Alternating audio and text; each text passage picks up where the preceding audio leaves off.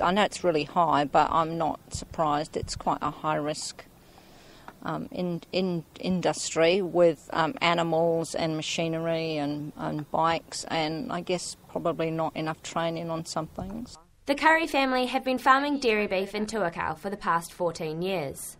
Kerry Curry was out on the quad bike when she made the mistake of tying the dog's lead onto the wrong handlebar, causing the bike to accelerate forward when the dog took off, locking the accelerator down and in the end flipping the bike on top of her.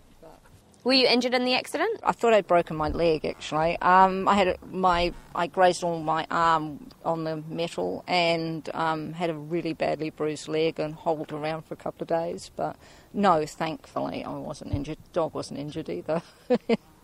Father and son duo, Bill and Robert Curry, know all too well about the dangers of farm vehicles. We were doing the last post of the day. It was down a steep hill and it was a strainer post, so we didn't want to dig it in, so we decided to try and bang it in. Got down there, banged it in, and then as we were backing out, the tractor slid down onto a cattle ruck on the side of the hill, and yeah, it just went over. We realised afterwards that we left the boom out a wee bit, and it put a bit too much weight on the one side, and the tractor went over. I can honestly say we were both so lucky, because without the boom there, Robert would have rolled probably 100 metres to the bottom of a gully. It is worrying, though, how many of these accidents are happening around farms every day. Is it due to the lack of safety equipment available for farmers, or are farmers simply just ignoring important safety factors on the farm? So do you think there is enough safety equipment available for farmers? Whether or not farmers end up using the safety equipment, that's the thing. I mean, tractors have seatbelts, but you ask how many farmers actually use a seatbelt. It's whether or not farmers actually end up using the safety equipment that you put in the tractors and in the vehicles. A big issue, which has always been a strong topic for discussion with farmers, is the debate over wearing a helmet. ACC injury prevention consultant Kate Sutcliffe was on hand at the South Island Field Days, discussing further safety methods being implemented for farmers.